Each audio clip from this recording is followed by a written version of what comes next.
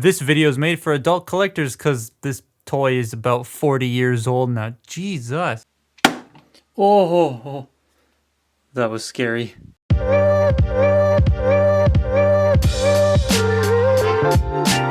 So, been accumulating some more G1. What? Some random notification went off in the background.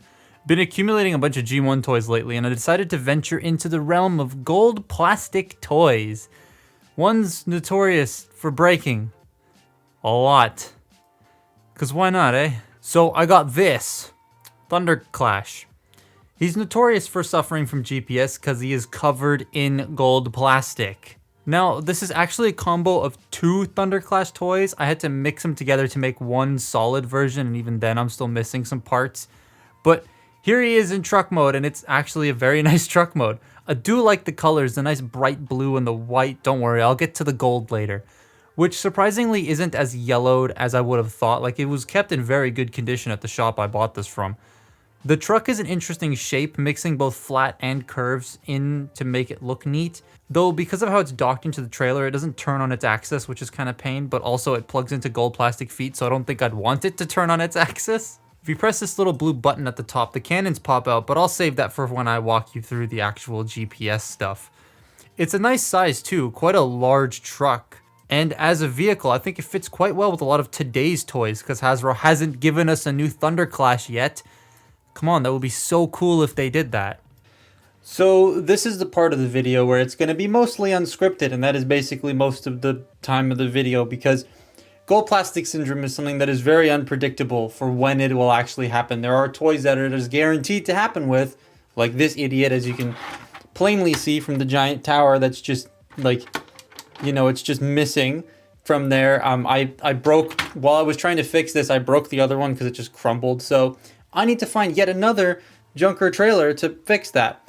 But gold plastic syndrome, just quickly for those of you who don't actually know what it is, it's the way that the chemical makeup was with the metallic gold paint that they used in the plastic that they like dye the plastic with.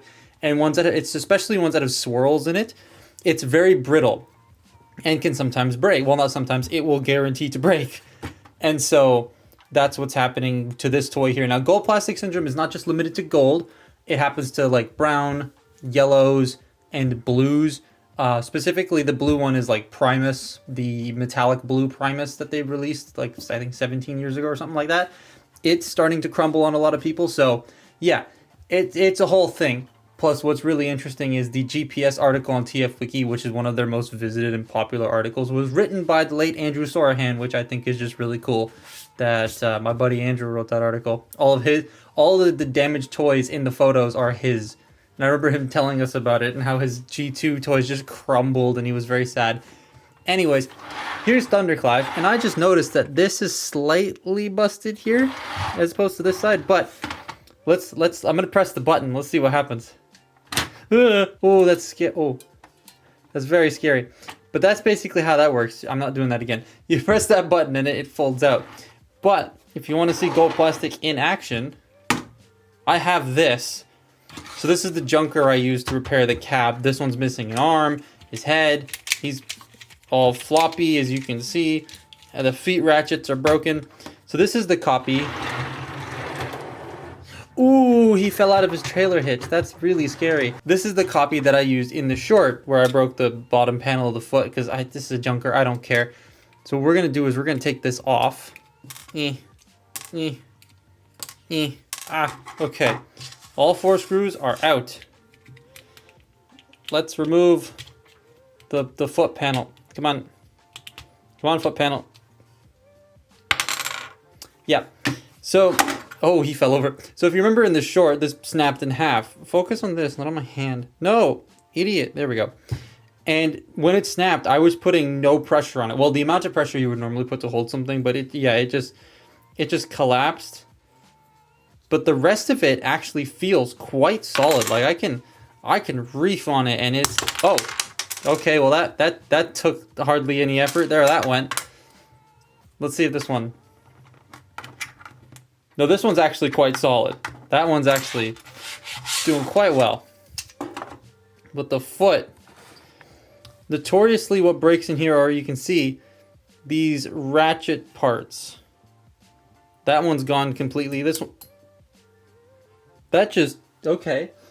That took no effort and it came off. Bruh. Oh my good god. It takes no effort. You can just like... Let's see if I can do this without hurting myself.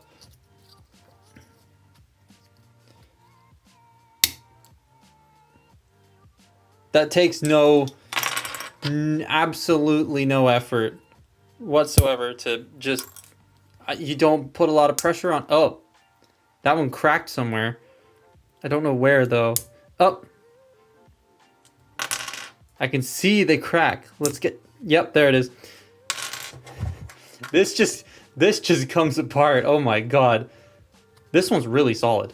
Damn. So we have this and this, which are very solid.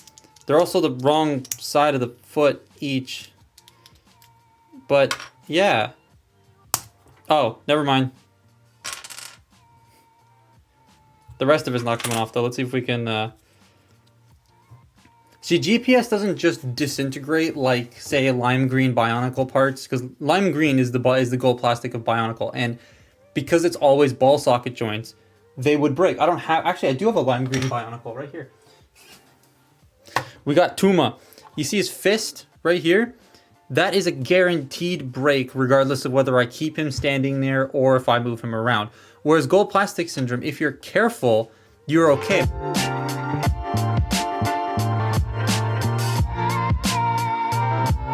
But as you see, it takes no effort. Ow. Ow, that's really sharp. But it takes no effort to break it.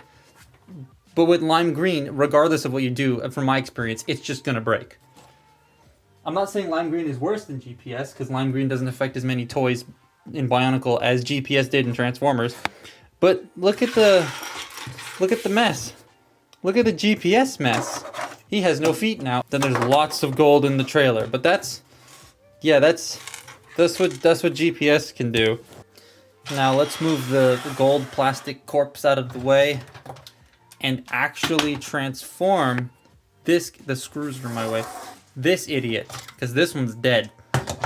So to do Thunderclash, we're going to detach the trailer from the foot, and mine is slightly cracking right there, so this will be the last time I ever transform this toy. There is something rattling in here. That is the last time I will ever transform this toy. But you fold the legs down, fold the feet down, open up... No, you don't open up the chest. You flip up the head halfway, open up the chest, and then fold the arms down, fold the roof down, and then fold this up. And that's the robot mode of Thunderclash. Now let's do the trailer. This part I hate doing. So, we're going to bring this up. We want to then... I'm going to hold these and press the button, and then... There we go. Now you bring this up and click it into place, like that. Fold this down. And then we come to this section. This has already come untabbed. We're going to untab this, and then just lift. Oh, I pulled that off. That's supposed to come off, don't worry. Lift this up, open this up, bring these out, like that. Rotate this back. These do bend downwards, and that's that portion done.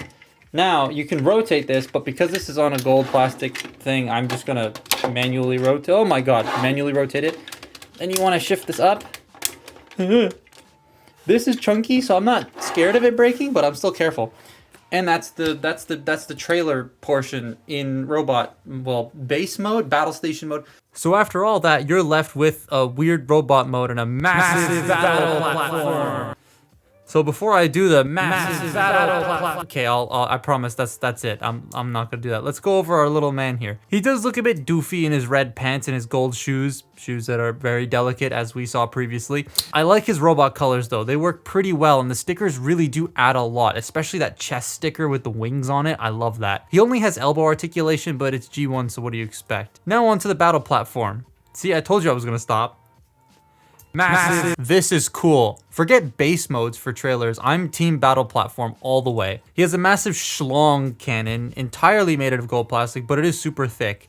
And after this video, I'm never touching this toy again. So yeah, he has these little platform parts to stand on and the 2 cannons at the side and then the top loader for the rockets. It's really cool. He is supposed to have a little plate that pegs into the back, like I said, to stand Thunderclash on top, but I don't have that plate. Honestly, I might like try to design one at some point and then send it to one of my friends to 3D print for me and then just pay him for it. Because I don't think I'm going to be able to find the back of the trailer for this guy loose anywhere, unless I can find a junker trailer to replace the 2 parts that I have broken. It's a very tall battle station too, like you get a lot of toy here, which is neat. But while I think this whole thing is epic, I don't really recommend one unless you're okay with paying the high prices and dealing with GPS. The Machine Wars Prime is the same mold, but without the scare of crumbling, but that deco seems a tad bit on the boring side to me. But like, if you want to experience this mold and don't want it to break, I highly recommend getting that. And I would love for them to do a modern day Thunderclash. Like, he was in IDW too, he just never got a toy. There is the Fans Hobby version, but I'm not a huge fan of Fans Hobby's plastic, so I may get it, I'm not sure. But this is still cool, and I like that I now own one. Now let's hope it survives longer than my lime green Bionicles, we'll see. But that's my look at G1 Thunderclash. Follow me on Twitter and Instagram, and I will see you next time. Bye-bye.